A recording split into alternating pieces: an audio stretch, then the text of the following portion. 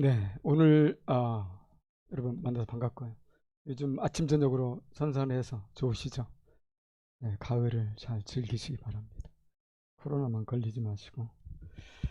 네, 오늘 천국의 문지기란 제목을 가지고 오늘 본문 통해서 주시는 하나님 말씀 듣겠습니다.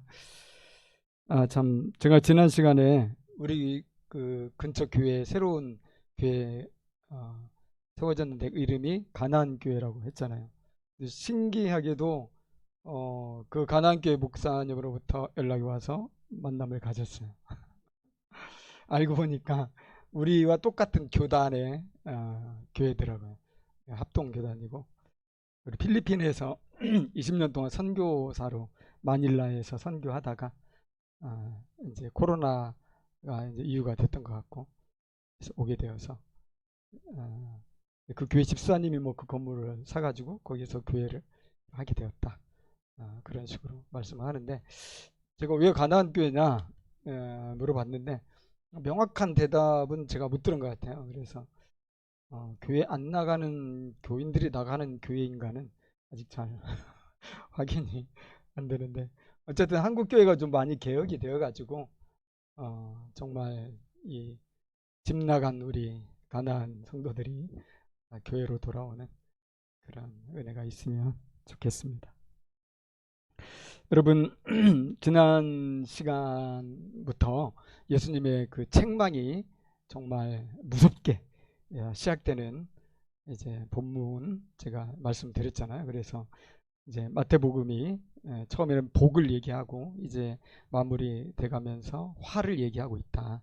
결국 예수님께서는 우리들이 복과 화 중에 복을 선택하기를 원하셔서 사실 화에 대한 말씀 이렇게 막 하시지만 다 사랑으로 하시는 말씀이죠. 정직하게 말씀하시는 거예요. 무조건 막 위로만 해주시는 주님이 아니라 너희들 잘못되면 이렇게 큰일 난다. 그러니까 그 길 가지 말고 산상설교에서 내가 말하지 않았느냐 그 팔복으로 돌아와라. 그러면서 그들의 적나라한 죄들 또 당연히 우리에게도 해당이 되겠는데 그런 것들을 지적하면서 말씀하시는 거죠. 그래서 여러분 오늘 말씀은 여러분들 그냥 위로받겠다 이거 좀 다 접으세요. 오늘 말씀은 예수님이 엄청 화내시는 말씀이거든요. 여러분 예수님이 화내면 그 혼나야지. 왜 자꾸 혼나 안 나려고 그러고 자꾸 위로만 받으려고 그러고 좀 솜사탕 같은 감동적인 말씀만 받으려고 그러고 물론 그런 말씀도 필요한데 일단 오늘 말씀은 그런 거 기대하지 마시고 오늘이 진짜 정말 내가 혼나야 되겠구나. 내가 정말 회개할 게 많이 있나 보다.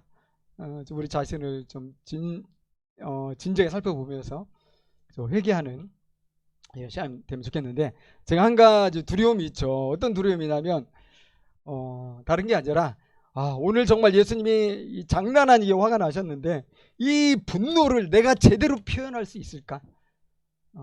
제가 원래 그 책망하는 설교 좀 잘하는 편인가요? 소리쳐서 예수님의 분노를 쫙 표현해가지고 성도들이 덜덜 떨어야 되는데 과연 내가 그거 잘할 수 있을까 해서 제가 못할 것 같아요. 저 나름 부드러운 사람이잖아요. 그래서 그 설교 잘 못할 것 같은데 하여튼 주님께서 우리를 불쌍히 여기셔서 주님의 진심을 우리가 확인하고 우리 신앙이 다시 한번 새롭게 개혁되는 시간이 되면 좋겠다 이런 생각을 해봅니다. 오늘 7가지 이제 화 중에서 4가지를 우리가 먼저 보려고 합니다. 자, 그들이 첫 번째 화를 당하게 되는 이유가 나오는데요. 13절이죠. 한번 같이 읽어볼까요? 13절. 화 있을진저 외식하는 서기관들과 바리새인들이여 너희는 천국문을 사람들 앞에서 닫고 너희도 들어가지 않고 들어가려 하는 자도 들어가지 못하게 하는도다. 예수님 분노하신 이유는 뭐 그렇게 복잡하지도 않고요. 막 해석을 해야 되는 것도 아니고 단순하죠.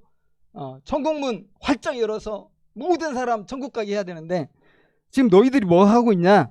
지금 너희들이 하는 행동이 천국문을 그 많은 사람들 앞에서 꽉 닫아놓고 자기들도 안 들어가고 니들도 안 들어가고 왜 다른 사람들도 못 들어가게 하느냐? 그게 지금 예수님이 분노하시는 이유잖아요. 여러분 서기관과 바리새인들 율법사들은 굉장히 큰 특권을 가지고 있는 사람들이잖아요. 이 모세율법 이스라엘 백성에게만 주셨고 그 천하 만민 중에서 정말 딱 선택하신 거고 그 책임을 이 가르치는 선생들에게 주신 건데 이 양반들이 제대로 못 가르치는 거죠. 제대로 못 가르치는 게 아니라 아주 그냥 반대로 가르쳐 버린다 이거죠. 하나님께 가는 길을 활짝 열어서 가도록 해야 되는데 그렇게 안 하고 꽉 닫아버리고 그 찾는 사람도 절대 못 찾게 막 미로로 만들어 놓고 아예 방해를 해버리니까 얼마나 여러분 잘못된 거예요. 예수님 화나시죠.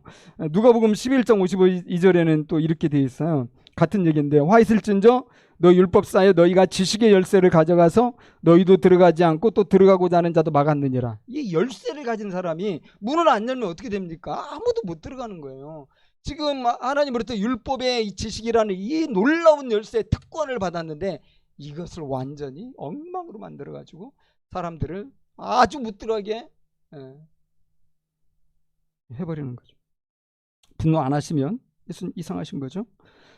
근데 이제 천국문을 닫았다 그랬는데 여러분 천국문이 뭡니까? 여기 천국은 그냥 죽어서 가는 이런 천국이 아닙니다. 장소적인 뭐 그런 천국이 아니고 우리 잘 알잖아요. 하나님의 나라고요. 하나님의 다스림과 하나님의 뜻이 이루어지는 그 아름다운 하나님의 통치, 그걸 말하잖아요. 예수님이 오셔서 하신 게 결국 이 하나님 나라 사역이고, 그래서 처음으로 예수님이 하신 말씀이 회개하라 천국이 가까웠느니라 할 때 이 천국은 하나님의 나라를 의미하잖아요.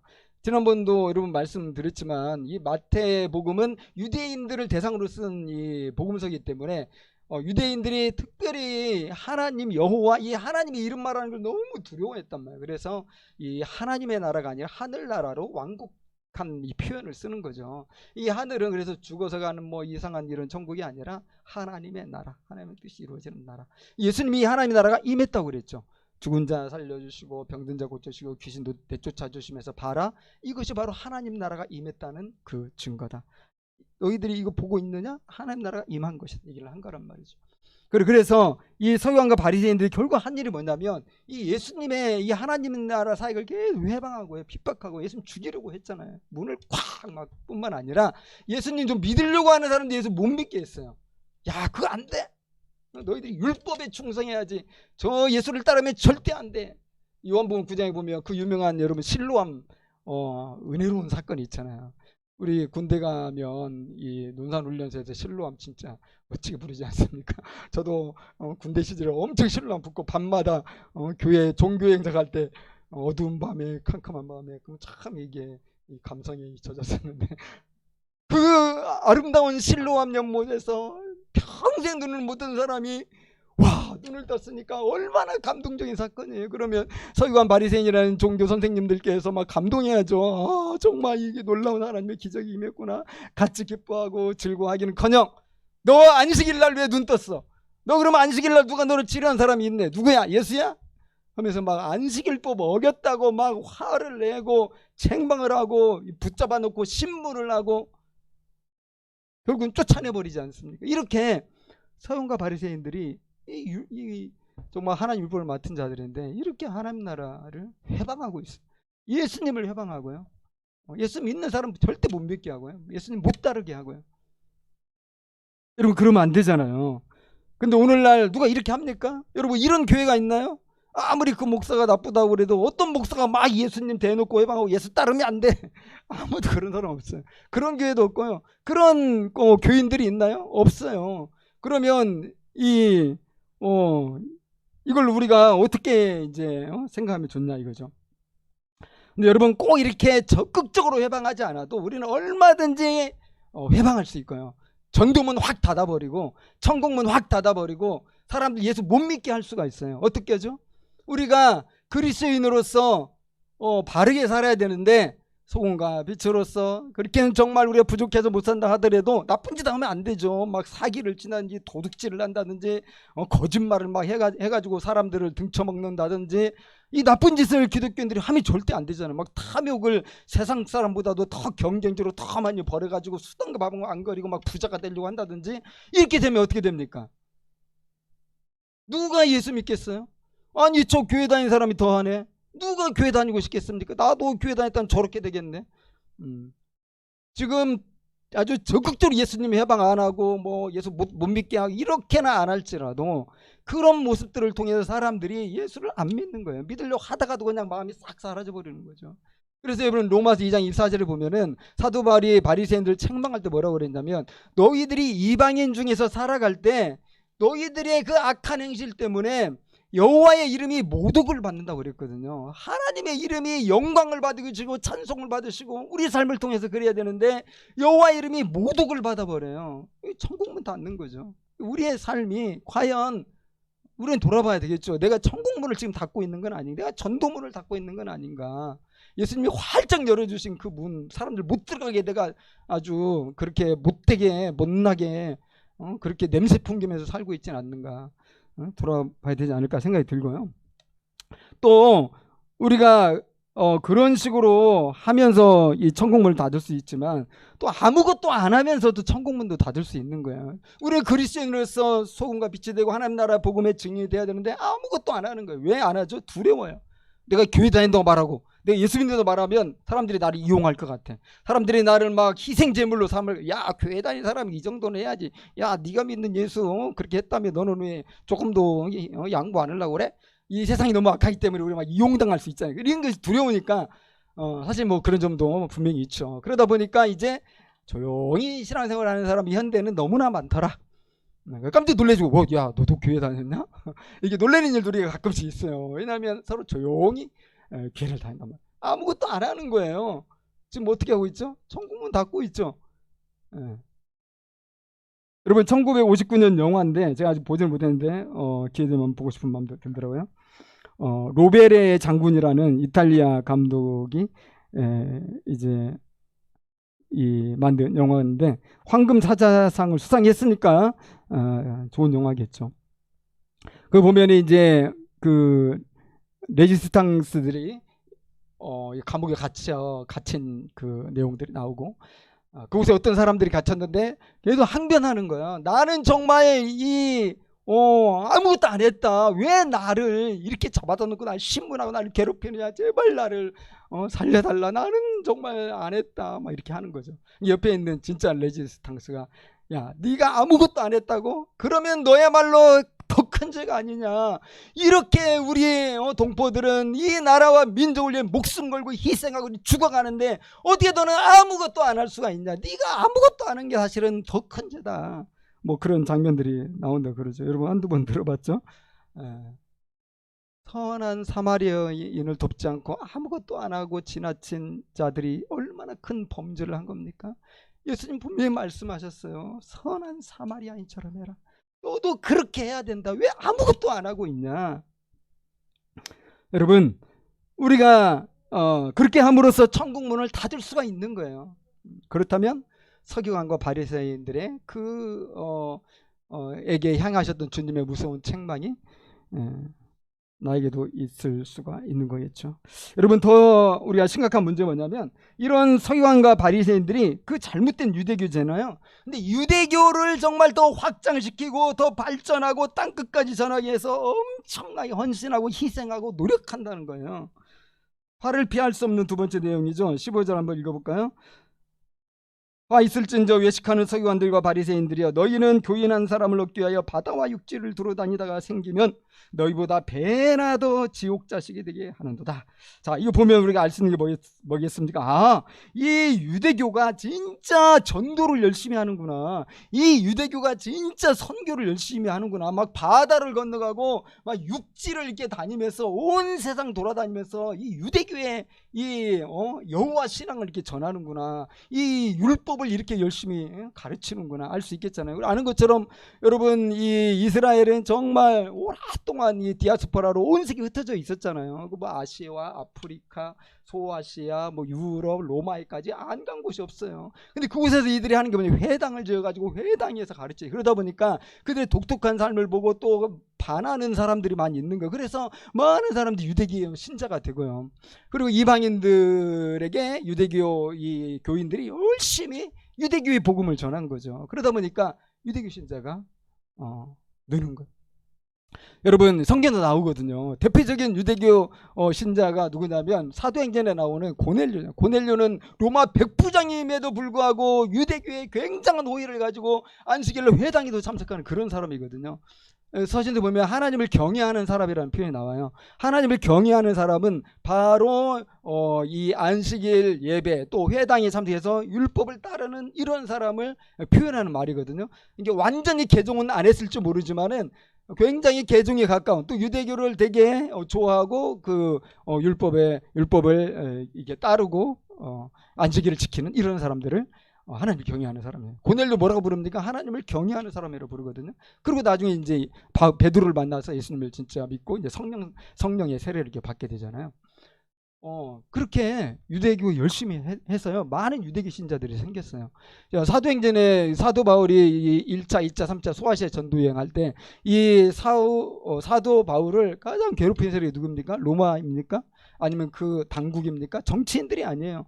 이 사도 바울과 전도 일행을 가장 괴롭힌 사람들이 유대교 신자들이잖아요. 바리새인 서기관들이. 이 사람들이 이 나사렛 이단의 이 이상한 요설을 가르친다고 막 엄청나게 해방했는데, 사도행 24장 5절에 우리가 보니 이 사람은 전염병 같은 자라 천하에 흩어진 유대인을 다 소유하게 하는 자요 나사렛 이단의 우두머리예요. 지금 유대교의 가장 큰 회방이 되는 게 이 나사렛 이단을 따르는 이 그리스도인들이에요.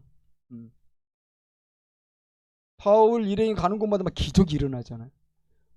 많은 막 이방인들이 예수를 믿잖아요. 유대인들 가운데서도 막 예수를 믿는 사람이 생겨버리네. 그러니까 유대교 입장에서 이게 엄청난 원수들이죠. 저 나사렛 이단을 쳐부수지 않으면 우리 유대교에도 큰 해가 될 수 있겠다. 그래서 이단 취급하고 온갖 핍박을 마다하지 않고요. 바울을 돌로 쳐서 죽는 순간까지 가기도 했잖아요.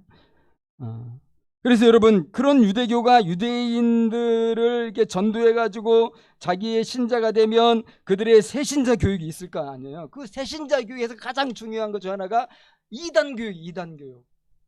우리도 그러지 않습니까? 나사렛 이단 조심해라. 나사렛 이단은 절대 하나님을 섬기는 종교가 아니고 그 십자가 못 박혀 죽은 그 죄수의 종교니까 이건 말도 안 된다 하면서 결국은 평생 유대교 한번 들어가면 지옥 자식이 되어서요, 예수님 끝까지 대적하는 거예요. 이단을 누가 믿어? 그렇게 배우는데 무서운 일이죠. 자, 오늘 한국교회나 교회에 또 속한 우리들의 모습을 보면 어떻습니까? 우리들은 이런 죄에서 우리는 완전 자유로울 수 있을까요?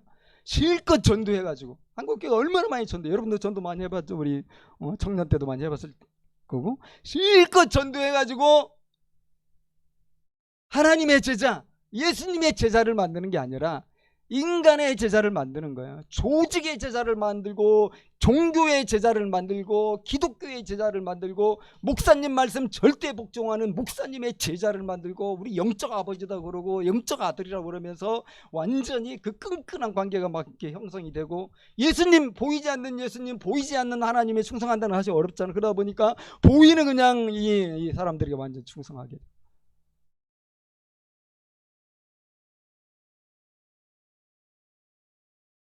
그동안 한국교회는 정말 전도 많이 했는데 예수님 제자를 만든 교회가 제가 볼 때는 많지 않다고 보거든요. 교회 조직을 섬기는 총성스러운 제자를 만들잖아요. 그래서 막 주일 성수해야 되고 11조 바쳐야 되고 온갖 헌금들 바쳐야 되고, 교회에서 하루 종일 주일날은 교회에서 안식일날 아침부터 저녁까지 봉사하는 것을 최고로 알고 금방 집사 되고 장로 되고 칭찬하고, 너무나 교회에서 이제 열심히 하다 보니까 이제 평일날은 아무것도 못하고 선한 삶을 살기가 참 너무 어렵고 피곤해서 그런 일도 여러분 있지 않습니까? 한국교회 제자훈련에 대해서 우리가 할 말이 많아요. 그죠? 한국교회 제자훈련 얼마나 많이 해요. 제자훈련으로 가장 유명한 교회가 그 유명한 서초동에 있는 그 교회죠. 이 목사님이 병신들을 깨운다 이렇게 해가지고 이제 완전히 센세이션 일으켜가지고요, 그 교회에서 제자훈련 세미나, 칼 세미나라고 해요. 하면은 전국에 흩어진 많은 목회자들이 엄청나게 모여듭니다. 그래서 이 세미나를 하면서 그 교회 제자훈련을 배워요. 근데 여러분, 그 제자훈련 배우는 목적이 뭐예요? 어떻게든지 우리 성도들 예수님 닮게 해야 되겠다, 이런 간절한 열망으로 참석하기보다는 나도 어떻게 하면 이 교회에서 제자 훈련 잘 배워가지고 이 교회처럼 나도 커지고 더 많은 사람들에게 전도해서 그들을 우리 교회에 나오게 할까? 여러분 당연한 거 아니에요? 다 그 생각으로 가는 거지. 그죠? 근데 이 목사님이 나중에 그런 얘기 했다고 들었어요. 자기 제자 훈련 실패했다. 자기 목회는 실패했다. 그렇게 존경받는 분이. 근데 그분과 비슷한 결에 있는 분이잖아요. 홍정길 목사님은 CC 출신이고 제자 훈련에 일가견이 있죠. 큰 교회도 이루고요. CBS에서 인터뷰한 영상이 있어요. 이거 그냥 검색하면 바로 나오는 거니까 비밀이 아니고요. 이렇게 말했어요. 결론적으로 실패했구나 하는 생각이 듭니다. 제 목회 40년을 뒤돌아보고 제가 롤모델로 삼았던 미국 대형교회 목사들을 볼 때 예배당 크고 사람 많이 모인 거 외에 교회가 세상과 뭐가 다르냐 말이지. 그런데 제가 그 허상을 쫓아왔어요. 지금도 큰 것, 그것뿐이에요. 목표가 잘못 설정됐어요. 그런 점에서 실패해. 그 사람들이 하는 제자훈련을 해보고 선교도 열심히 하고 속아서 여기까지 왔습니다. 우리는 모르고 여기까지 왔지만 다음 세대는 속지 않았으면 좋겠어요. 그렇게 얘기했거든요. 교회가 세상과 뭐가 다르냐 말이지. 다른 게 없다 이거야. 사람만 많고 교회만 크지. 예수님이 말씀하시는 그 소금과 빛, 이거 강력한 영향력이잖아요. 그냥 보통 영향력이 아니고. 그런 영향이 과연 사회에 있냐. 그러면서 그 인터뷰에서 계속 예수 닮도록 가르쳐야 된다. 예수님을 닮아가야 된다. 이것을 이제 계속 강조했다고 그러는데.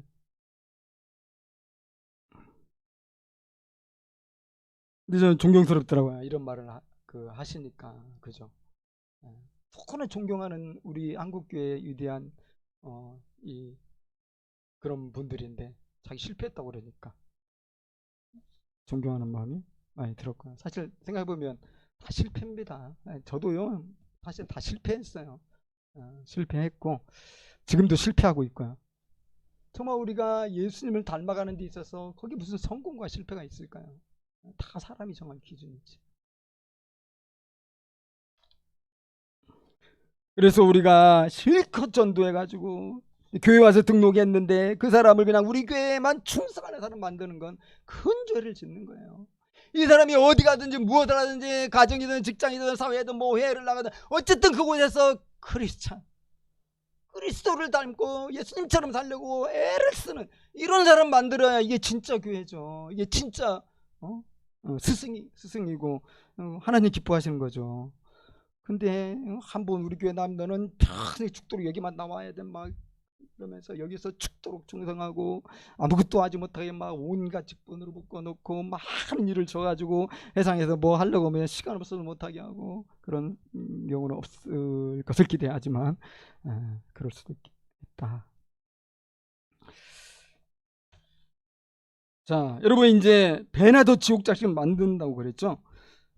얼마나 더 지옥 자식 또 어떻게 더 지옥 자식 만드는지 우리가 보려고 그러는데요.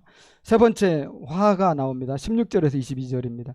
우리 16절만 한번 읽어볼까요? 16절에서 22절인데 화 있을진저 눈먼 인도자여 너희가 말하되 누구든지 성전으로 맹세하면 아무 일 없거니와 성전의 금으로 맹세하면 지킬지라 하는도다. 전도해가지고 새로운 유대교 신자가 나오잖아요. 그러면 새신자교회에서 심혈을 기울여 가르치는 것 중에 또 하나가 뭐냐면 맹세하는 거예요. 맹세해라. 하나님께 맹세하고 맹세해서 이 맹세를 평생 지켜가도록 하고 그렇게 할 때 유대교가 여러분 탄탄해질 거 아니에요. 그냥 아무나 왔다 갔다 하는 게 아니에요. 유대교는 진짜 철저하거든요.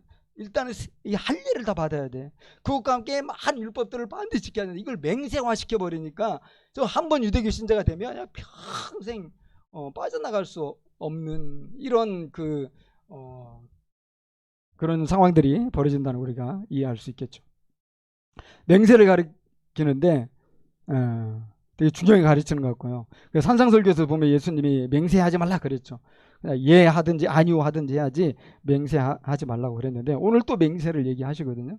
자, 그들은 어떤 식으로 맹세를 가르치냐면 성전으로 맹세하면 별 효력이 없으니까 그 성전에 있는 번쩍이는 그 금에 두고 맹세해라. 이 성전에 금이 많이 있단 말이죠. 그리고 이 성소와 같은 거룩한 제단에 맹세하지 말고, 야, 그거 별로 쓸데없어, 안 지켜도 돼. 근데 그 제단에 올려진 그 소중한 예물, 네가 정말 하나님께 바친 그 귀한 예물, 거기다가 맹세를 해라. 가지고 금에 맹세하고 값비싼 예물에 맹세하고 이런 걸 가르치는 거죠. 예수님 말씀하시잖아요. 야, 정말 너희들 왜 그러냐? 금이 성전을 거룩하게 하냐? 성전이 금을 거룩하게 하냐? 예물이 제단을 거룩하게 하냐? 제단이 예물을 거룩하게 하냐? 너무 이건 상식적 문제 아닙니까? 우리가 하나님을 거룩하게 합니까? 내가 바친 것이 하나님을 거룩하게 합니까? 하나님이 우리를 거룩하게 하시는 거죠. 그런데 아주 이렇게 이 전도된 가치를 가르치고 완전히 잘못된 가르침을 가르치고, 이유는 분명해요. 왜 그러겠어요? 너무 돈이 좋아. 바리새인 서기관인데 유대교가 너무 돈을 밝혀요. 그러면 돈 많이 모아가지고 또 계속 유대교 선교해야 하잖아요. 자기들도 정말 배부르게 살아야 되잖아요.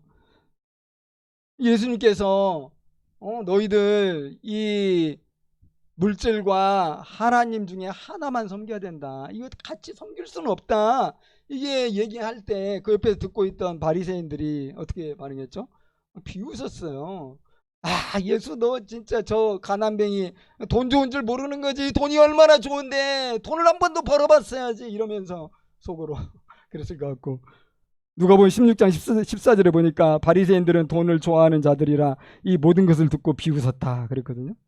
자, 모세 오경에도 없는 것들을 장로들의 전통이라고 하면서 가르칩니다. 금과 예물에 맹세하고 그것을 지킬 때 여호와께서 들어가도 나가도 복을 주실 것이다. 말라기 선지자 말씀 인용하면서 여러분 가르치지 않았겠습니까?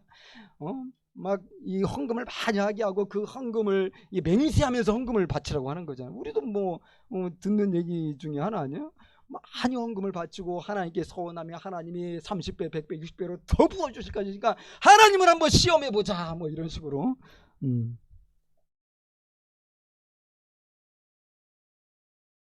여러분, 많이 전도해가지고 교회에 많은 이 교인들이 들어오면 기복주의 신자들을 만들어 버리는 거예요. 돈을 좋아하는 교인들을 만들어 버리는 거예요.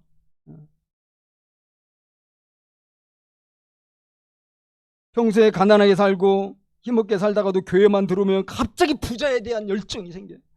아, 하나님 믿으면 이렇게 복 받는구나. 우리 장로님처럼 이렇게 큰 사업도 일으킬 수 있구나. 장로님도 보니까 정말 가난했는데 하나님 믿고 11조 잘 바치고 성수한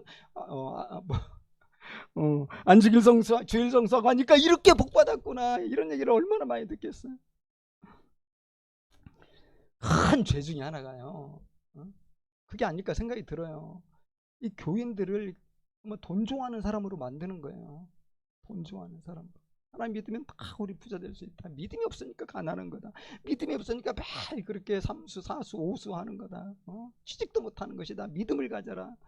새벽 기도를 빠지지 말고 하고 40일 기도를 하고 막 부르짖어라. 우리를 돌아보게 돼요. 다 그렇지는 않죠. 좋은 교회들도 많아요. 근데 제가 몇몇 대형교회들을 보면은 정말 많은 사람들이 참여해서 기복주의 설교를 들어요. 성공주의 설교를 들어요. 번영의 설교를 들어요. 그리고 얼마나 아멘하고 얼마나 더 많이 헌금을 하는지. 헌금을 하니까 막 부어주시는 걸 느낀다면서. 목사들도 그걸 강조하고. 그러니까 큰 교회가 기복주의적인 어떤 설교를 하는 게 이게 궁합이 잘 맞는 거예요, 서로. 자, 어떻게 배나도 지옥 자식을 만드는지. 자, 이제 네 번째 화로 가보겠습니다. 23절을 보면 화했을진저 외식하는 서기관들과 바리새인들이여, 너희가 박하와 회양과 근처의 11조는 들이되 율법에 더 중한 바 정의와 긍휼과 믿음은 버렸도다. 그러나 이것도 행하고 저것도 버리지 말아야 할지니라. 자, 유대인들은 이 맹세뿐만 아니라 또 11조도 굉장히 중요하게 생각했다. 알 수 있겠죠. 자, 그들은 11조를 어디까지 드려요? 아주 작고 소소한 수입까지 일일이 계산해가지고 동전 하나 안 빼고 정확하게 11조를 드리고, 오늘날 이렇게 11조 드리면 박수 받아요. 와, 정말 철저하게 11조 생활한다. 그게 바로 복 받는 비결이다. 이제 이렇게 얘기하겠죠. 자, 바리새인과 서기관들이 그런 식으로 11조를 했단 말이에요. 여러분, 여기 박하 회양 근처에는 이 작은 풀입니다. 풀에 그냥 여러 가지 이름인데 어떤 약용으로 좀 쓰기도 하고 향을 좀 내기도 하는, 그러니까 주류 뭐 무슨 작물이 아니라는 거야. 조금 재배하는 이런 작물일 수가 있는데, 그런데 서기관과 바리새인들은 그것에 11조까지 바친다는 건데, 자기들이 바치겠습니까? 가난한 서민들에게 요구하는 거죠. 야, 너희들 이거 하잖아. 그거 11조가 다 바쳐. 무슨 서기관 바리새인들이 뭐 농사를 짓겠습니까? 이거 가르치는 거예요. 그렇게 하라고. 근데 예수님 비판하셨죠. 무슨 비판이에요? 너희들이 그것은 지키면서 율법에 더 중한 바 정의와 긍휼과 믿음은 버렸다는 겁니다. 다시 말하면 그런 거죠. 야, 그렇게 11조를 중요하게 생각하고 그렇게 작은 것까지도 정말 동전 하나까지 틀리지 않도록 그렇게 11조를 정성스럽게 바치는데, 야, 내가 할 말이 있다. 그래, 너는 율법에서 최고의 계명이라고 하는 이 그 복음의 정신인 정의와 긍휼과 믿음은 다 어디다 뒀느냐 얘기하시는 거죠. 이 율법에 더 중한 바 정의, 긍휼, 믿음을 버리면 그거 다 쓸데없다는 거죠. 그런 11조 바치는 게, 그렇게 열심히 하는 게. 여러분, 이 정의가 뭡니까? 히브리어 미슈파트를 번역한 것인데, 미슈파트는 치우치지 않는 공정한 판단과 재판을 말하는 겁니다. 가난한 자든 부한 자든 힘이 없는 자든 힘이 센 자든 이 하나님의 정의와 공의로 판단한다는 것은 아주 공정하게 한다는 거예요. 치우치지 않고. 그런 정의를 서기관과 바리새인들이 버렸어요. 이들은 항상 있는 자의 편이에요. 긍휼을 버렸어요. 긍휼은 우리 잘 아는 헤세드란 말이거든요. 하나님의 그 언약적인 이 신실한 사랑, 변치 않는 사랑이죠. 하나님 우리를 사랑하시, 그 사랑으로 너도 사랑하라고 그랬는데 이 사랑도 다 버렸어. 믿음은 뭡니까? 믿음은 하나님과 동행하는 바른 관계를 말하는 거거든요. 이것도 버렸다는 거죠. 자, 이것이 율법의 핵심이라는 거죠. 미가 선지자도 얘기하는 바잖아요. 여러분, 미가 선지자 유명하니까 다 아시겠지만 제가 강조하기 위해서 한 번 더 읽어드릴게요. 미가서 6장 7절 8절. 여호와께서 천천의 순양이나 만만의 강물 같은 기름을 기뻐하실까? 내 허물을 위하여 내 바다들을, 내 영혼의 죄로 말미암아 내 몸의 열매를 드릴까? 결론은 뭐죠? 그거 하나님 안 기뻐하신다는 거죠. 사람아, 주께서 선한 것이 무엇임을 네게 보이셨나니 여호와께서 내게 구하시는 것은 오직 정의를 행하며 인자를 사랑하며 겸손하게 내 하나님과 함께 행하는 것이 아니냐. 정의와 긍휼과 믿음이죠. 똑같아요. 그래서 11조를 포함해서 율법을 지킬 때 그의 이 하나님의 그 스피릿은 뭐냐? 이 복음의 정신이 뭐냐? 그것은 정의와 사랑과 하나님과 동행하는 그런 믿음이다. 그리고 우리는 하나님을 믿는 믿음 안에서 우리가 하나님을 사랑하고 이웃을 사랑하고, 이것이 율법을 주신 최고의 목적이고 이것이 우리의 율법을 행할 때 항상 충만한 동기가 돼야 되는데, 이런 가장 중요한 것들은 그냥 싹 쓰레기통에 버려버리고 껍데기만 붙들고 계속 11조만 얘기하는 거지. 껍데기만 붙들고 그 작은 것까지도 철저히 11조 하라고 강조하고, 그리고 수많은 율법들을 막 수백 개 수천 개 만들어가지고 이 율법 지키나 안 지키나 이것만 관심을 가지고. 그러니까 여러분, 예수님이 정말 님이 분노 안 하실 수 없는 거죠. 이 4절에 그걸 설명합니다. 맹인된 인도자여 하루살이는 걸러내고 낙타는 삼키는도다. 그 하나님 사랑과 이웃 사랑, 그리고 예수님 우리에게 주신 서로 사랑의 계명이 있는데, 이 사랑의 화신이 바로 예수님이잖아요. 하나님께서 인간의 몸을 입고 오셔서 사랑의 화신으로 사셨는데 이 서기관 바리새인들은 이 예수를 못 보는 겁니다. 맹인이에요. 그들이 보는 건 짜잘그레한 막 율법에 충성하는 이것만 보는.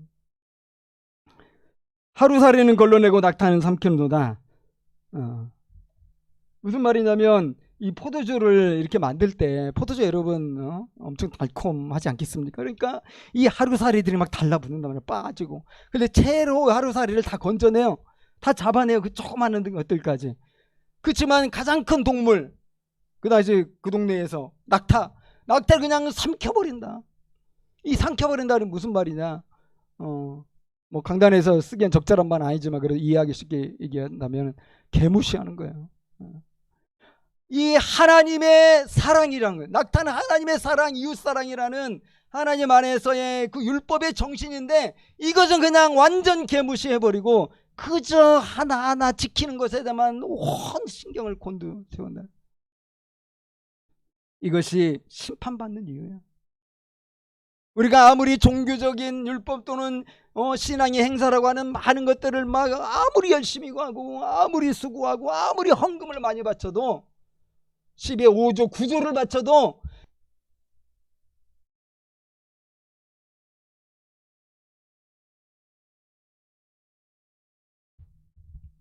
복음 정신을 버렸기 때문에.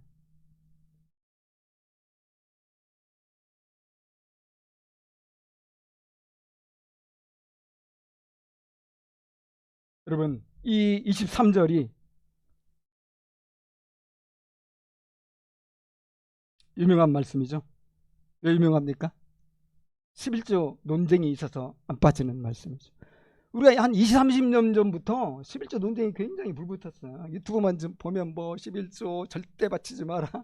11조는 정말 하나님의 우리의 주신 예수님께서도 하라고 했다. 막 싸우거든요.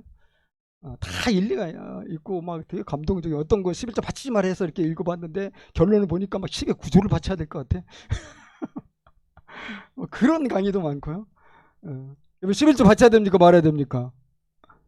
예, 문자적으로는 바치지 마세요. 율법적으로는 바치지 마세요. 11조는 이 문자적으로 바치는 게 아니에요. 이미 율법의 11조는 다 성취가 됐어요. 성전 11조가 꼭 성전에 봉사하는 레위인만을 위해 쓰인 것은 아니지만은 상당 부분이 그렇게 쓰였단 말이에요. 근데 성전이 무너지고 예수님이 자신이 성전으로 오셨잖아요. 그런데 그런 11조가 무슨 의미가 있어요? 이미 예수 그리스도 안에서 이 모든 율법이 성취되었기 때문에 이제 성전도 필요 없는 것이고 제사도 필요 없는 것이고 레위인도 필요 없는 것이고 제사장도 필요 없는 것이고 그들의 생계를 위해서 구약의 백성들이 바쳤던 이 11조도 의미가 없는 거죠. 11조는 폐지된 게 맞아요. 문자적으로 율법적으로.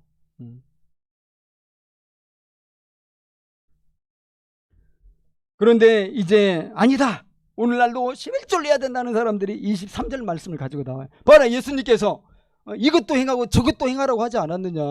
예수님이 11조도 하고 그 다음에 복음의 정신도 지키고 다 하라고 한 거지. 뭐 11조 하지 말라고 예수님 먼저 그랬냐? 11조 해야 된다. 그래서 또 11조를 막 강력하게 옹호하면서 11조 없이 어떻게 교회가 운영이 되겠느냐부터 시작해가지고 막 많은 얘기들이 사실 있죠. 근데 그 오해입니다, 여러분. 이건 11조를 하라는 구절이 아니에요. 지금 누구한테 얘기하고 있냐면 서기관과 바리새인들한테 얘기하고 있고요. 그 시대만 해도 여전히 성전이 있어요. 예수님 말씀하신 후에도 40년 이후까지도 성전은 그대로 존재하고요. 그곳에서 이 봉사하는 사람들이 여전히 있고요. 사실 필요한 거죠. 너희들이 그렇게 11조 하는 건 그래 좋다 이거야. 그렇지만 너희들이 이 복음의 정신을 버리는 것은 이건 있을 수 없는 것이고 내가 이것 때문에 분노한다. 이런 주님이 그렇게 말씀하시는 거죠. 그럼 오늘날 이 11조는 어떻게 됩니까? 우리의 헌금에 말하자면 어떤 기준이 됐거든요. 왜냐하면 성경이 있으니까 새로 기준 만들기도 사실 어렵고.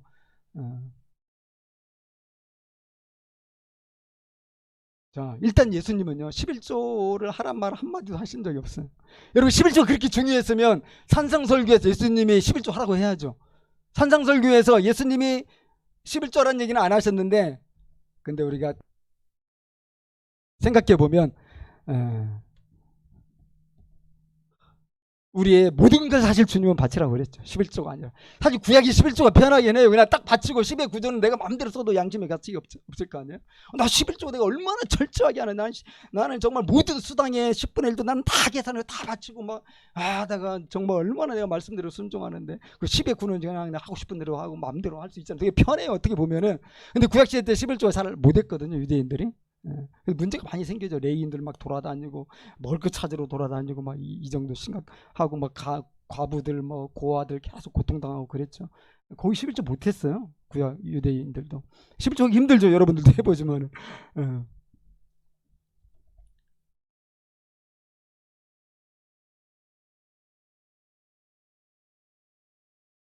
예수님께서는 11조를 하라 마라 뭐 이런 얘기 안 하시고 11조를 하라 이런 얘기 안 하시기 때문에 확실히 11조는 폐지된 게 맞고, 여러분 그 서신서에도 보면 어디 11조라는 얘기가 나옵니까? 하나도 안 나와요. 근데 예수님께서 뭐라고 말씀하세요? 가장 예수님 중요하게 생각하는 것은 돈을 섬기지 말라는 거예요. 그리고 이 돈을 어디다 지금 쌓으라고 그래서 하늘에다 돈을 쌓으라고 그랬죠. 이 땅에 쌓아놓지 말고 하늘에 쌓아둬라. 하늘에 여러분 돈을 쌓아놓으라는 얘기는 뭐죠? 하나님의 나라와 그 의를 먼저 구하고 그것에 충성하라는 거예요. 그리고 나머지 내가 다 너희들 먹을 거 챙겨줄 테니까 걱정 말고, 너희들 절대 돈 사랑하지 말고 돈 섬기지 말고 돈을 숭배하지 말고 이 하나님을 위해 너희들의 모든 걸 다 드리라는 거예요. 그래서 이 물질과 또 하나님을 같이 섬길 수는 없다. 이걸 확실하게 하나님께서 이런 말씀하시지 않습니까? 하나님만 사랑하라는 거예요. 우리는 죄인이기 때문에 두 개 다 할 수가 없어요. 하나 사랑하면 하나는 사랑하지 않게 되어 있고요. 그러니까 하나님 사랑을 확실히 해야만 우리가 우상 숭배자, 물질 숭배자가 되지 않을 수 있다. 제가 이제 어린이집 이제 하나마을 공동묘 이렇게 가면 이제 아이들에게 말씀을 전하잖아요. 그러면 제가 굉장히 재밌게 전하려고 막 배우를 쓰거든요. 그때 아이들 가운데 배우 역할을 하는 친구 하나 있어요. 누구냐면 우리 승현선 교사 아들인데, 예동이가 그렇게 배우를 잘해요. 와서 야, 너 지금 죽었어. 죽은 사람 흉내 해봐. 그러면은 팍 이게 쓰러져가지고 숨도 안 쉬어요. 야, 살아나서 그러면 벌떡 이렇게 일어나요. 너무 이게 역할을 잘해가지고 제가 아이들에게 말씀 전할 때 되게 도움이 많이 되거든요. 너무 사랑스럽더라고요. 그래서 제가 특별히 이번 주에 가서 막 되게 더 잘해주면서 조용히 이렇게 귓속말로 버렸어. 야, 너 아빠가 더 좋아, 목사님이 더 좋아? 그랬더니 좀 보더니 아빠가 더 좋아 그러더라고요. 그래서 포기하기가 싫어서 더 잘해주고 더 예뻐해주고 사랑해준다 막 하면서 또 한쪽으로 데리고 와서, 야, 목사님 더 좋지?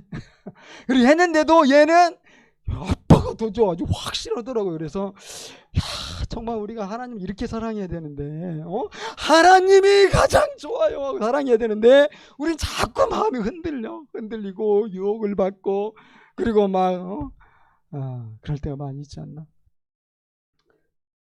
우리 주님은 우리가 그렇게 하나님만 사랑하기를 원하신다는 것. 이게 11조의 정신이에요. 하나님 사랑해서 사실 11조 해야 되고요. 하나님 사랑해서 헌금해야 되고요. 예수님의 기준에 의하면 사실은 11조가 기준이 아니고 우리 전부입니다. 신령한 산 제사를 네 몸으로 다 드려라. 초대교회 보면은 뭐 헌금 장난 아니죠. 뭐 논 팔고 밥 팔아서 막 이렇게 사도들 앞에 놓으니까 사도들이 그것으로 모두를 이렇게 구제하고 정말 굉장한 공동체가 됐잖아요. 여러분, 우리는 11조 정신을 회복해야 되는 거예요. 문자적으로는요, 우리가 안 지켜도 됩니다. 10의 1 이상 해도 돼요. 여러분 걱정하지 말고 좀 더 해도 돼요. 10에 한 5조 해도 되고요. 10에 9조 해도 됩니다.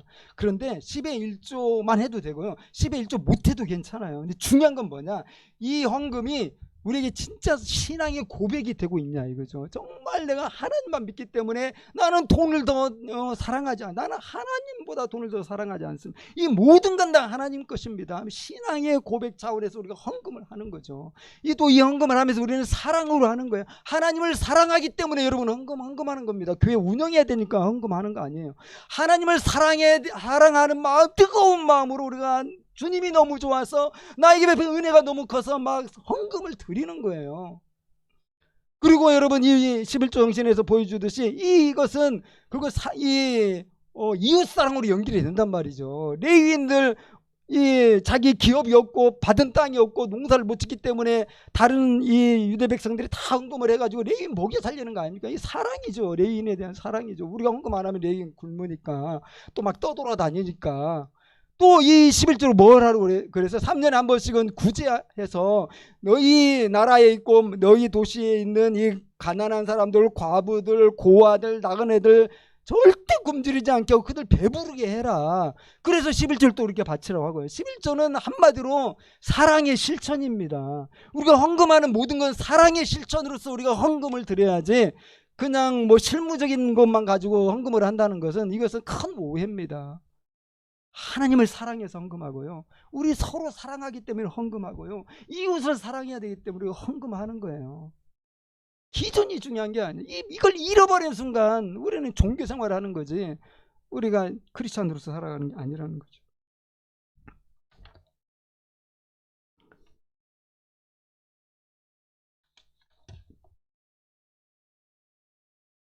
여러분, 결론을 맺겠습니다. 우리는 네 가지 화에 대한 그 말씀을 들었어요. 지식의 열쇠를 가지고 있는데 이것을 제대로